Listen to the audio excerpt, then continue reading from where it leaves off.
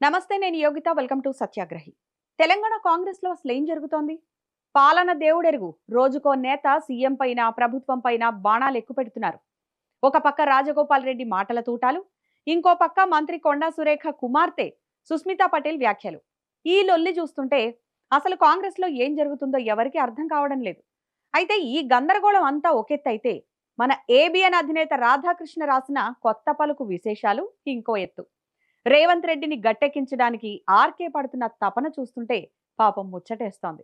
రేవంత్ తేల్చుకోవాలి, రేవంత్ అగ్ని పరీక్ష నెగ్గాలి, ఆయనకు ప్రత్యామ్నాయమే లేదంటూ పెద్ద వ్యాసమే రాసేశారు. కానీ అసలు నిజాలేంటి? రేవంత్ వెనక నిజంగా ఎంతమంది ఎమ్మెల్యేలున్నారు? 17 మంది కూడా రాని సమావేశంతో రేవంత్ బలం బయటపడిందా? రాధాకృష్ణ తాపత్రయం వెనక అసలు కథేంటి? ఈ రోజు మన వీడియోలో పూర్తిగా తేల్చేద్దాం. కాంగ్రెస్ అధికారంలోకి వచ్చి ఇన్నాళ్లవుతున్నా పాత సంస్కృతి మాత్రం మారలేదు. తెలంగాణ ఇచ్చిన కాంగ్రెస్ కు ఓట్లు పడలేదు గాని కేసీఆర్ ను ఢీ కొట్టగల ఏకైక నాయకుడిగా రేవంత్ రెడ్డి ఇమేజ్ క్రియేట్ అవ్వడం వల్ల కాంగ్రెస్ కు పీఠం దక్కింది. ఇది ఆర్కే ఒప్పుకున్న మాట. కానీ అధికారంలోకి వచ్చాక అసలు కథ మొదలైంది. ఏళ్ల తరబడి కాంగ్రెస్ ను నమ్ముకున్న సీనియర్లకు టీడీపీ నుంచి వచ్చి సీఎం సీటు కొట్టేసిన రేవంత్ నాయకత్వాన్ని అంగీకరించడం అస్సలు జీర్ణం అవడం లేదు. విమర్శకుల మాట పక్కన పెడితే ప్రభుత్వ వ్యవహారాల్లో రేవంత్ రెడ్డి సోదరుల జోక్యం ఎక్కువైందనే ఆరోపణలు సొంత పార్టీ నేతల నుంచే వస్తున్నాయి. వైఎస్ రాజశేఖర రెడ్డి చెబితే పడిగాపులు కాచిన తెలంగాణ కాంగ్రెస్ నేతలు సొంత ప్రాంత రేవంత్ మాట మాత్రం వినడానికి సిద్ధంగా లేరు. దీనికి తోడు 22A భూముల రగడ, శాఖల్లో అవినీతి ఆరోపణలు తోడవడంతో ప్రజల్లో వ్యతిరేకత మొదలైంది. క్షేత్రస్థాయిలో బీఆర్ఎస్ దూకుడు పెంచుతుంటే దాన్ని ఎదుర్కోవాల్సింది పోయి కాంగ్రెస్ నేతలు ఒకరి కాళ్ళు ఒకరు లాక్కుంటున్నారు. ఇక్కడే మన సీనియర్ జర్నలిస్ట్ రాధాకృష్ణ ఎంట్రీ ఇచ్చారు. ఆయన విశ్లేషణలు ఎప్పుడూ ఒక ప్రత్యేకమైన పచ్చ కళ్లద్దాల గుండానే సాగుతాయన్నది పొలిటికల్ వర్గాల్లో బహిరంగ రహస్యం. చంద్రబాబుకి ఏ చిన్న కష్టం వచ్చినా స్పందించే ఆర్కే ఇప్పుడు బాబు శిష్యుడైన రేవంత్ రెడ్డికి కష్టం రాగానే రంగంలోకి దిగారు.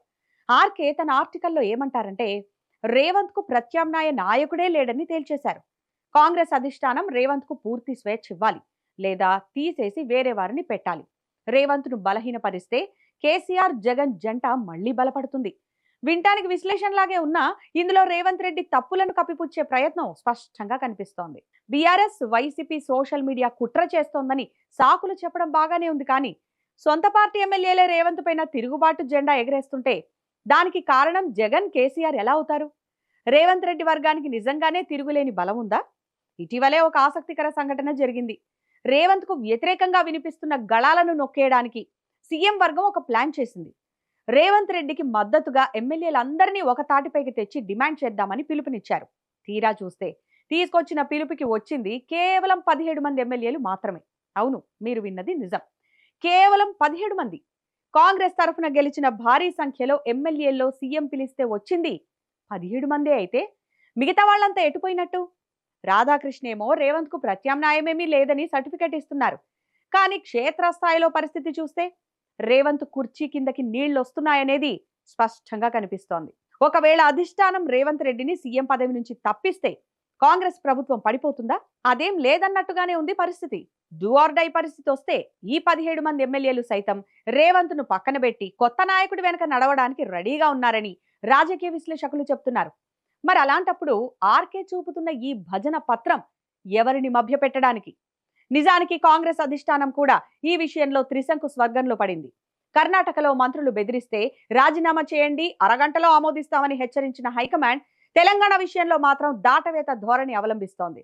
రేవంత్ రెడ్డి గనక నిజంగానే బలమైన నాయకుడిగా నిలబడాలంటే ఈ పనులు తక్షణమే చేయక తప్పదు.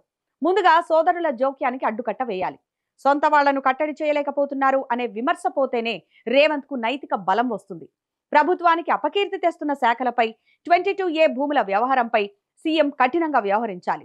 తప్పించుకు తిరుగువాడు ధన్యుడు సుమతి అన్నట్టు సమస్యల నుంచి పారిపోకూడదు.